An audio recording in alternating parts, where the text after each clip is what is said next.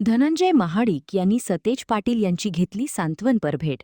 Padmashri doctor DY. Patil यांच्या निधनानंतर राजकीय मतभेद बाजूला ठेवत भाजपचे खासदार धनंजय महाडिक यांनी आमदार सतेज पाटील यांच्या कुटुंबियांची सांत्वनपर भेट घेतली. यावेळी धनंजय महाडिक यांच्यासोबत त्यांच्या पत्नी अरुंधती महाडिक देखील होत्या. खासदार धनंजय महाडिक आणि आमदार सतेज पाटील यांची मैत्री एकेकाळी संपूर्ण महाराष्ट्रात चर्चेत होती. मात्र 2012 नंतर दोघांमध्ये राजकीय वैर निर्माण झालं आणि त्यानंतर अनेकदा व्यासपीठावर आणि राजकारणात दोघांनीही एकमेकांविरोधात टोकाची भूमिका घेतली. मात्र डॉक्टर डी.वाय. पाटील यांच्या निधनानंतर हे राजकीय मतभेद बाजूला ठेवत खासदार धनंजय महाडिक यांनी पत्नी अरुंधती महाडिक यांच्यासह कसबा बावडा येथील आमदार सतेज पाटील आणि डी.वाय. पाटील विद्यापीठाचे कुलपती संजय पाटील यांच्या निवासस्थानी जाऊन कुटुंबियांची सांत्वनपर भेट घेतली. यावेळी धनंजय महाडिक यांनी डॉक्टर डी.वाय. पाटील यांच्यासोबतच्या जुन्या आठवणींना उजाळा दिला. 2004च्या लोकसभा निवडणुकीत झालेल्या पराभवानंतर डॉक्टर डी.वाय. पाटील यांनी आपल्याला खचून न जाता पुढे यश मिळेल असा सल्ला दिला होता, अशी आठवण महाडिक यांनी सांगितली. लोकसभेत पराभव झाला म्हणून खचून जाऊ नकोस, पुढे यश नक्की मिळेल असा सल्ला त्यांनी दिला होता.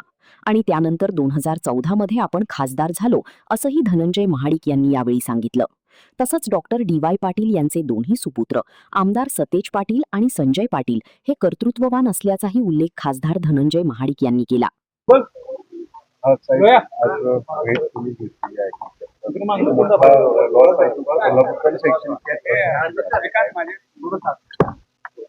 कोल्हापूरचे सुपुत्र असणारे डॉक्टर डी.वाय. पाटील यांचं देहावसन झालं. आज मी त्यांच्या कुटुंबियांना भेटण्यासाठी डॉक्टर संजय पाटील, मान्य आमदार सतेज पाटील, माजी आमदार सुरेश पाटील त्यांच्या परिवाराला भेटण्यासाठी आम्ही महाडिक परिवाराने सगळे आमचे भारतीय जनता पार्टीचे महापौर आहेत, आमचे सगळे जिल्हाध्यक्ष पदाधिकारी त्यांची भेट घेतलेली सांत्वनपर भेट आहे.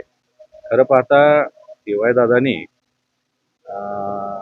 50-60 वर्षापूर्वी म्हणजे ज्यावेळी कसलेही रिसोर्सेस नव्हते, आर्थिक रिसोर्सेस, जागा नसायच्या, लोक नसायचे, चांगले लोक मिळायचे, त्या काळामध्ये कोल्हापूरमध्ये शिक्षण संस्थांची सुरुवात केली.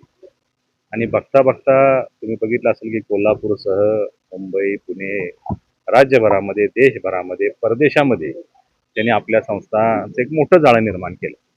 सामान्य कुटुंबियांच्या मुलांना उच्च शिक्षण म्हणजे शाळा कॉलेजेस तर आहेत, परंतु इंजिनिअरिंग असेल, डिप्लोमा असेल, मेडिकल असेल, अशा पद्धतीच्या सगळ्या सुविधा त्या काळापासून निर्माण केल्या. आणि त्यामुळं कोल्हापूरची जी आज भरभराट आहे किंवा कोल्हापूरचा जो विकास आहे यामध्ये डी.वाय. दादांचं खूप मोठं योगदान मानावं लागेल. कारण अनेक उच्च शिक्षित, उच्च विभूषित विद्यार्थी घडवण्याचं काम त्यांच्या संस्थेच्या माध्यमातून झालं.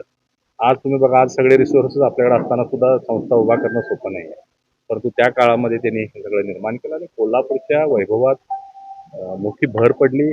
कोल्हापूरच्या ज्ञानार्जनात भरपूर भर पडलेली आहे आणि कोल्हापूरच्या विकासामध्ये सुद्धा डी.वाय. दादांचं योगदान मोठं आहे आणि त्यांच्या जाण्यानं निश्चितच खूप मोठी पोकळी निर्माण झालेली आहे. आज त्यांचे चिरंजीव असणारे संजय पाटील साहेब असतील, सतेज पाटील साहेब असतील, कर्तृत्ववान लोक आहेत. त्यांनी या संस्था वाढवलेल्या आहेत. त्यांनी आणखीन अन्य व्यवसायामध्ये सुद्धा मोठ्या प्रमाणात भरारी घेतलेली आहे. हॉस्पिटल मोठं आता झालेलं आहे, तुम्ही बघताय, अजून त्याचं एक्सपान्शन सुरू आहे.